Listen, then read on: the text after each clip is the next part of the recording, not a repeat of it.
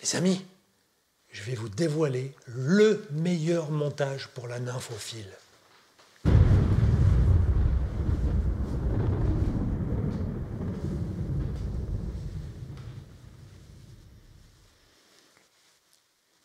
Vous ne laissez pas entourlouper par ceux qui prétendent avoir la technique ultime. La vérité, c'est qu'on pêche tous des rivières différentes et qu'on a chacun des critères qui nous sont propres. Alors posez-vous plutôt les bonnes questions pour savoir s'il vaut mieux pour vous pêcher en nymphophile à la française ou en nymphe à l'espagnol. Vous gagnerez du temps, de l'argent et un maximum de plaisir au bord de l'eau. Salut à tous et bienvenue sur la chaîne Alp Fishing. Pour ceux qui ne me connaissent pas encore, je m'appelle Tonio et la raison d'être de cette chaîne, c'est de vous aider à perfectionner vos techniques de pêche. On vient de démarrer cette nouvelle série consacrée à la nymphophile, une pêche qui est devenue hyper populaire, notamment grâce à son efficacité. Pour ceux qui connaissent déjà la chaîne, vous savez que je fonctionne par série, autrement dit, vous allez voir pas loin d'une dizaine de vidéos différentes consacrées à cette thématique. Donc, si vous n'êtes pas encore abonné, je vous invite à le faire tout de suite, là, pour ne rien manquer des prochains épisodes qui vont arriver dans les jours et les semaines à venir. Et toujours, le bon réflexe pour soutenir la chaîne, le petit pouce là en bas, les commentaires pour me faire vos retours, les partages sur les réseaux pour ceux qui souhaitent m'apporter un peu de visibilité et promouvoir ce travail. Avant de commencer, je tiens à remercier notre sponsor du jour.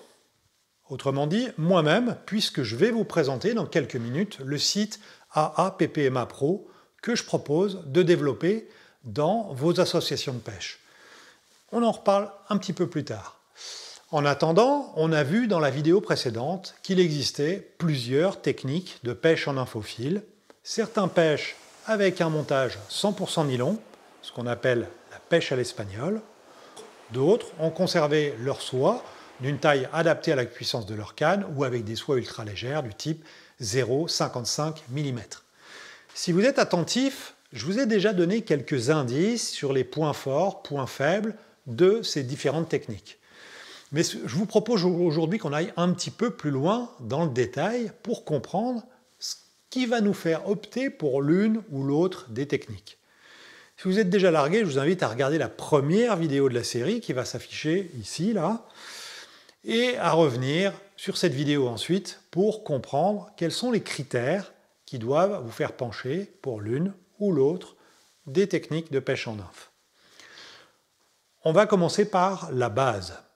Qu'est-ce que c'est que la nymphophile? Comme la pêche au toc, c'est une technique de pêche. Mais cette fois-ci, une technique de pêche à la mouche. Et cette technique, elle consiste à faire dériver une imitation de larve aquatique, ce qu'on appelle une nymphe artificielle, au plus près du fond, ou à minima, dans une couche d'eau choisie. L'action de pêche consiste donc à effectuer un lancer vers l'amont, ou 3/4 amont, qui va être suivi d'une dérive, durant laquelle s'effectuera la prise du poisson. Alors, on pêche tous des rivières différentes, je vous l'ai dit, et la base même de votre pratique, le choix de votre montage, le choix de votre matériel, votre technique de lancer ou votre stratégie de prospection, tout ça, ça dépend des caractéristiques de votre rivière et de vos habitudes au bord de l'eau. Alors ces caractéristiques, qu'est-ce que c'est? La première, la plus évidente, c'est le courant. Parce que la pêche en nymphophile, c'est une pêche qui consiste précisément à faire dériver un appât au gré du courant. Elle se destine donc, pas exclusivement, mais en tout cas en priorité, aux rivières avec des courants moyens à rapides. On va regarder la profondeur également, puisqu'on pourra pêcher sur des profondeurs qui varient de quelques centimètres, sur les radiers, sorties de courant, jusqu'à plus d'1 mètre dans les grandes rivières ou dans les secteurs de fosses. Dans la majorité des cas, la nymphophile se pratique sur des rivières assez peu profondes, au courant marqué. On parlera enfin de la taille ou de la largeur de la rivière, puisqu'on évolue sur des torrents, sur des petites ou moyennes rivières, mais également parfois en très grandes rivières ou en fleuves. Et évidemment, la technique qu'on va adopter sur une petite rivière rapide et peu profonde sera radicalement différente de celle à adopter sur une grande rivière large et profonde. Donc plutôt que de considérer que telle technique est meilleure que telle autre, dites-vous simplement qu'il y a des techniques qui sont adaptées ou non aux conditions dans lesquelles vous allez pêcher. Et considérez, malgré tout, que quelle que soit la largeur de la rivière, la nymphe au fil, c'est essentiellement une pêche qui se pratique à courte distance. Et on va voir pourquoi. Pour bien comprendre la logique qui doit vous permettre de choisir votre technique, je propose qu'on s'intéresse tout d'abord à la dérive en nymphe au fil. La dérive, c'est ce moment qui suit immédiatement notre action de lancer et qui va durer quelques secondes jusqu'au lancer suivant. À l'origine, dans les rivières au courant marqué qui sont parfaitement adaptées à la nymphe au fil, cette dérive s'effectue fil tendu. Et on observera que cette dérive fil tendu, elle est réalisée avec un angle de 75 degrés vers l'aval, de manière à soutenir les nymphes pendant leur évolution. On dit qu'en nymphe au fil, la canne précède l'appât, contrairement à la pêche au toc par exemple, où l'appât précède la canne. Alors pourquoi? La raison elle est simple, elle tient à la nature du leurre utilisé. Dans le cas d'un ver de terre ou d'une teigne, un appât naturel, le poisson va pouvoir le garder en bouche après l'avoir saisi avant de l'avaler. Donc on a largement le temps de réagir lorsqu'on constate la touche, même si la canne évolue loin derrière. Mais pour la pêche en nymphe, en revanche, l'imitation étant artificielle, le poisson il aura rapidement tendance à la recracher dès lors qu'il sera rendu compte de la supercherie. Si votre canne suit votre dérive derrière la nymphe, vous n'aurez même pas le temps de percevoir la touche que la nymphe aura déjà été recrachée. Poisson. Alors que si votre canne précède votre nymphe, le simple fait que le poisson se saisisse de l'imitation va suffire à arrêter l'indicateur et là immédiatement vous pouvez ferrer votre poisson et le ramener à l'épuisette. Mais ce qu'il faut retenir avant toute chose, c'est que la nymphe au fil est avant tout une pêche à fil tendu. Le reste, on verra plus tard. Je vous ai dit que la nymphe au fil était avant tout une pêche à courte distance également. Alors qu'est-ce qui nous permet de dire ça?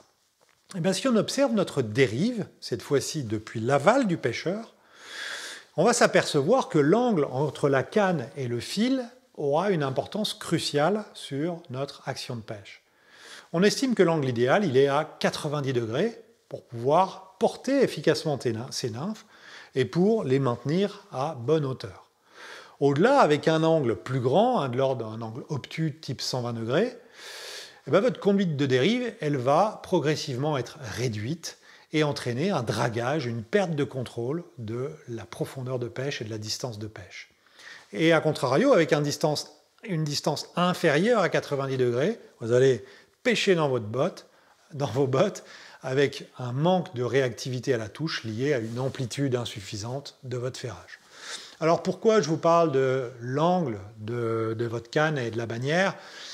Parce que la distance de pêche, elle dépend précisément de ce paramètre, de cet angle idéal de 90 degrés. Prenons une canne typique de nymphe au fil, 10 pieds, soit environ 3 mètres. Allez, je réveille quelques mauvais souvenirs. Le théorème de Pythagore, ça vous parle? Sur cette configuration, on s'aperçoit que la distance de pêche, elle tourne autour des 4-5 mètres.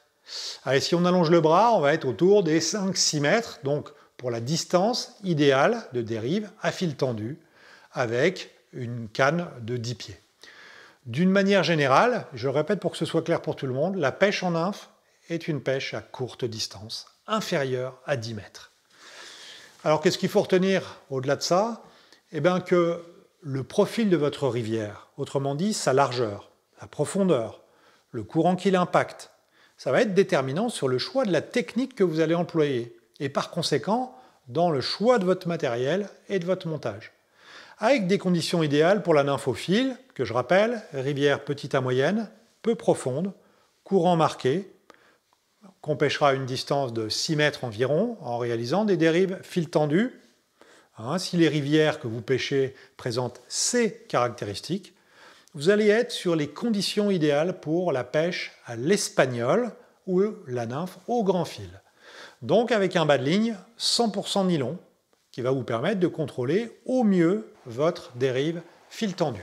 Poisson. Alors si vous m'écoutez, le match est plié. Mais il y a un mais, et il y en a même plusieurs. On a parlé plutôt des soies 0,55 qu'on utilise en compétition. Alors on ne peut pas dire qu'elles soient aussi efficaces que du pur nylon dans le suivi de la dérive, c'est une certitude. Mais ça reste quand même pas mal. Et il y a même un avantage. La gestion du fil avec la main libre quand on doit ajuster la longueur de sa ligne en cours de dérive. Concrètement, c'est quand même nettement plus agréable et efficace avec une soie qu'avec un nylon. Et du coup, si on prend en compte ce paramètre qui consiste à ajuster la longueur de fil, bon, le match entre pur nylon et soie 0,55 devient quand même un peu plus serré. Bon, et puis il faut quand même que je vous parle de la configuration avec une soie type 2-3, parce que certes, la soie va avoir quelques influences négatives sur le suivi de la dérive, parce que de par son poids, elle va avoir tendance à glisser dans les anneaux. La conséquence, c'est que ça va tendre la ligne et que vous aurez plus de mal à rester dans la même veine d'eau tout au long de la dérive. Mais en contrepartie, il y a quelques avantages assez, voire très intéressants. Le premier, c'est que pêcher avec une soie, ça permet de lancer des nymphes, d'une part plus légères qu'avec du nylon, parce qu'on retrouve la dynamique qu'on a sur de la pêche en sèche, et d'autre part à une plus grande distance, toujours grâce à cette dynamique du lancer. Alors le lancer va être adapté dans ce cas de figure et se rapprocher de ce qu'on a en sèche. Mais dans ces conditions, il devient possible de réaliser avec des micro-nymphes des lancers assez lointains, genre plein amont, pour leur laisser le temps de couler. Et ça, dès que les eaux ralentissent, c'est hyper intéressant. Et l'autre avantage, c'est qu'avec la même canne, le même moulinet, rien ne vous empêche de basculer en sèche quand vous voulez. Et ça, pour les pêcheurs à la mouche, en sèche j'entends, ce qu'on appelle un argument massue. Parce que rien ne vous empêche de pêcher en nymphe le matin, quand il n'y a pas trop d'activité, et puis sur les coups de 11 heures, quand vous voyez des gobages, vous basculez en sèche. Bon, si vous êtes perdu, c'est un peu normal, mais on va essayer d'y voir plus clair. En attendant, je vais juste ouvrir une parenthèse pour vous parler du sponsor du jour, AAPPMA Pro, qui n'est autre que le site internet que je propose d'installer pour vos associations de pêche. En 2 mots, c'est un site internet moderne, esthétique, performant, sûr et surtout adapté aux associations de pêche. Avec des pages pour présenter votre domaine de pêche, vos rivières, vos lacs, vos plans d'eau, mais aussi des pages pour présenter vos actions de pêche, par exemple vos campagnes d'alvinage, vos actions sur la restauration des frayères, l'entretien des berges, les actualités de votre APPMA ou de votre secteur de pêche, si un secteur passe en réserve, si un nouveau détaillant qui ouvre dans votre région. Vous avez également des pages qui présentent des infos pour prendre sa carte de pêche dans votre association, pas mal l'été quand on a des visiteurs qui n'ont pas forcément leur carte. Bref, tout ce qu'il faut pour donner de la visibilité à votre AAPPMA et créer un lien avec les pêcheurs qui vont découvrir votre domaine de pêche. Et l'autre point qui est adapté aux AAPPMA, c'est le prix, parce que globalement, vous trouverez rarement des développeurs qui ont envie de travailler pour des assos à cause des budgets. Moi, j'ai développé ce site initialement pour ma propre AAPPMA, et maintenant, rien ne m'empêche d'en faire profiter d'autres associations en le proposant à un prix qui puisse correspondre à leur budget. Troisième point, mais j'en parlerai la prochaine fois, c'est ma petite touche personnelle que vous trouvez dans chaque épisode d'Alpfishing. C'est de rendre cet outil utilisable par tout le monde, même par ceux qui ont très peu de connaissances sur les technologies web. Vous n'achetez pas un site internet, vous achetez le site et tout l'accompagnement qui va avec. Si vous êtes intéressé par ce service que je propose, c'est dans la description de la vidéo. Allez, on retourne à la pêche.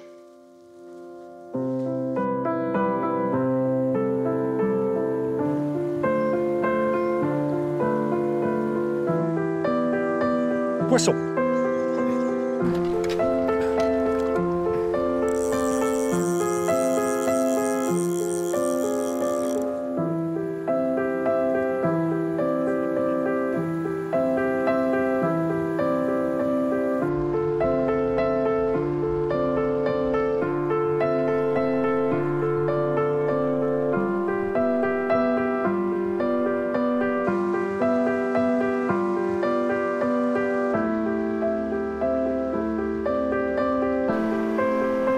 poisson.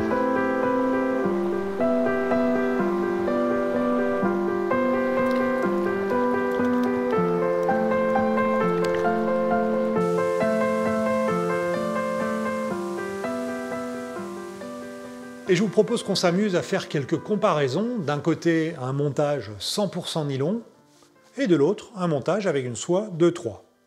Ça va nous permettre de bien comprendre les différences en termes de conduite de dérive. On va commencer par une distance courte, on va dire en dessous des 6 mètres, et on est ici dans les conditions idéales pour la nymphe à l'espagnol que j'ai représentée ici, avec un bas de ligne en rouge qui va être tout du long en 18 centièmes.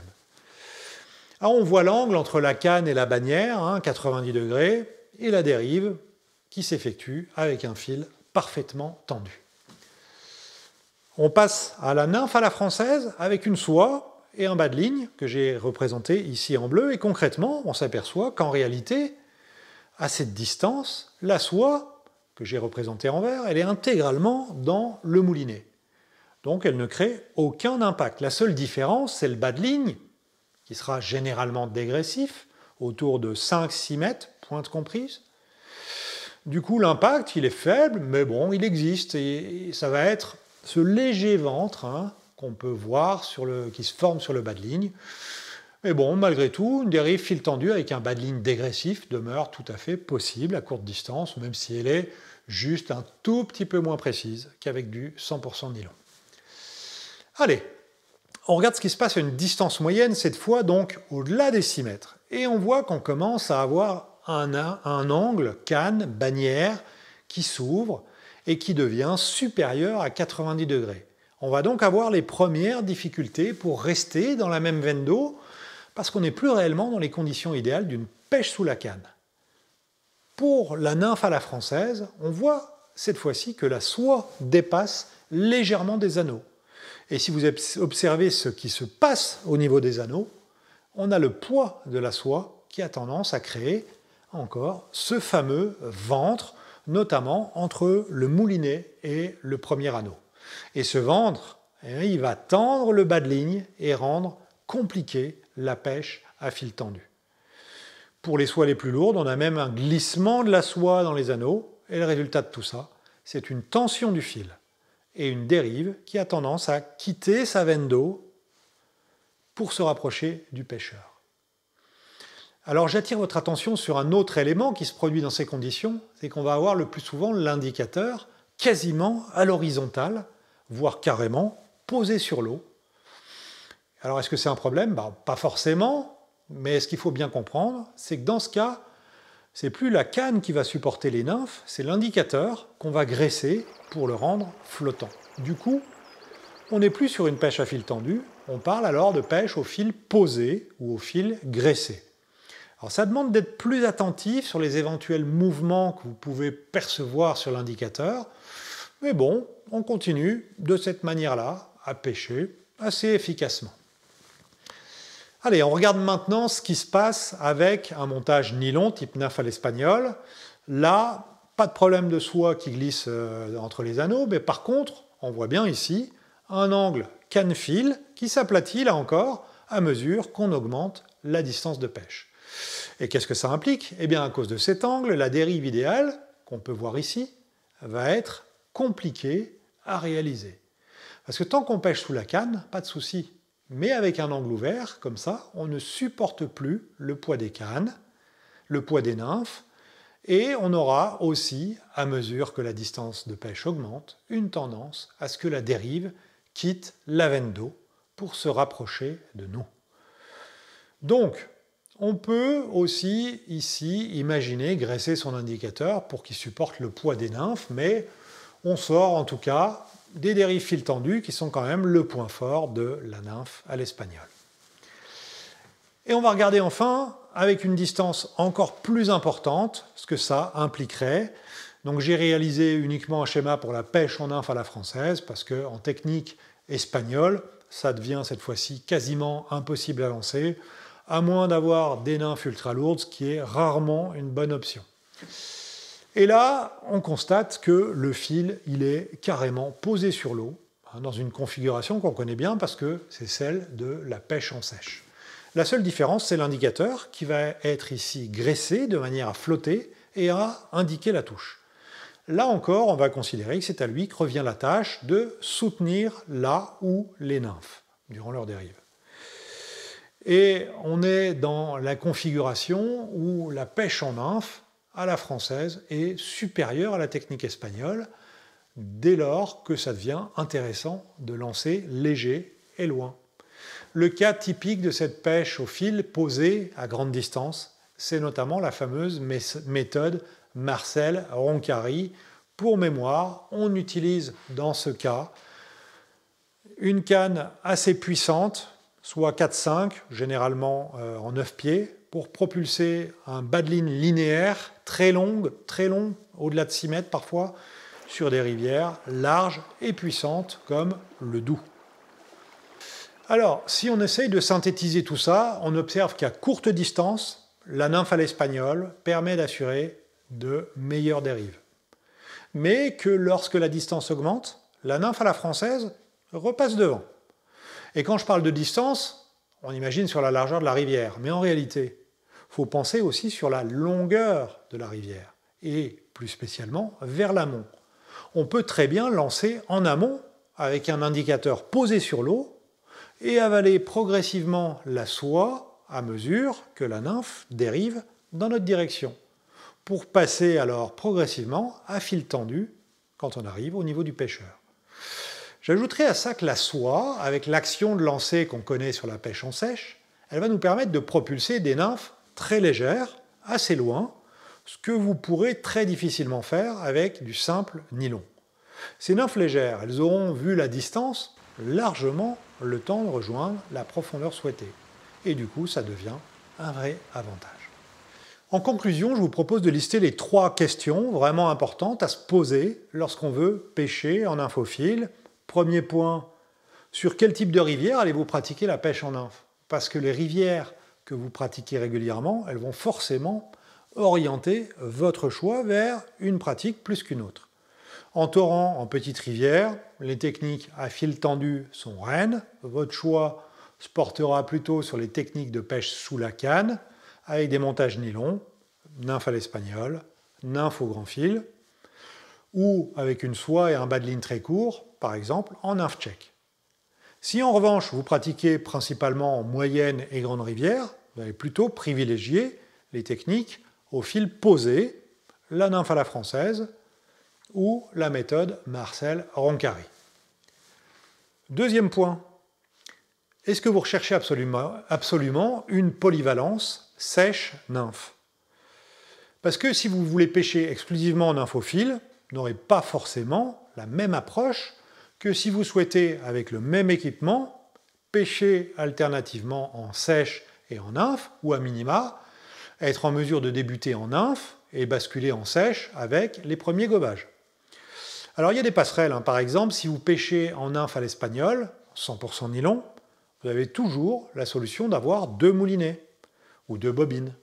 Une avec du nylon pour pêcher à l'espagnol, l'autre avec une soie pour pêcher à la française ou en sèche. Et quand vous avez besoin de changer de technique, vous changez votre bobine, mais bon, globalement, c'est quelque chose qu'on fait 1 ou 2 fois par session de pêche, parce que c'est quand même pas le plus pratique. Moi, personnellement, une solution qui est nickel, en tout cas c'est celle que j'ai adoptée, c'est d'avoir une soie pour la sèche, et éventuellement un badeline polyvalent sèche-nymphe. Mais sinon, vous venez juste mettre à l'extrémité de votre badeline une longueur de 8 mètres de nylon, 18 centièmes, et vous pêchez à l'espagnol. La soie, le badeline, dégressif, là, tout ça, ça reste dans le moulinet.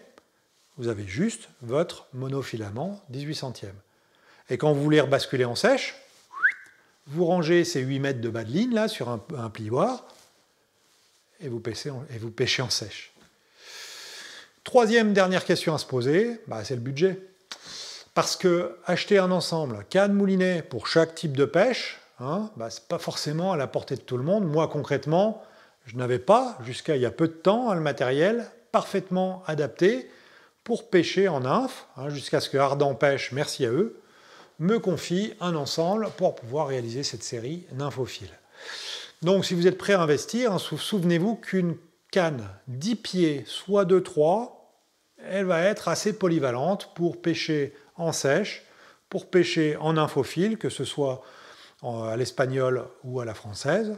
Et si vous êtes un peu juste financièrement, vous n'avez qu'une canne courte type 9 pieds, soit 4-5, ben pas de panique, hein. Souvenez-vous que vous pouvez toujours pêcher en nymphe tchèque, en petite rivière, ou en grande rivière, avec la méthode Roncari. Voilà, je ne m'attarde pas trop sur ces points, parce que précisément, cette question du matériel, c'est ce que je vais évoquer dans la prochaine vidéo. Voilà.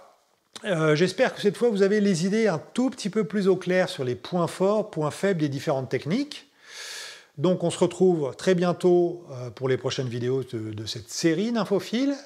Et là on va parler de matériel, mais on va aussi parler un peu plus tard de techniques de lancer, de stratégie de prospection, bref. Quand vous n'êtes pas à la pêche, restez connecté sur Alpfishing. Ciao!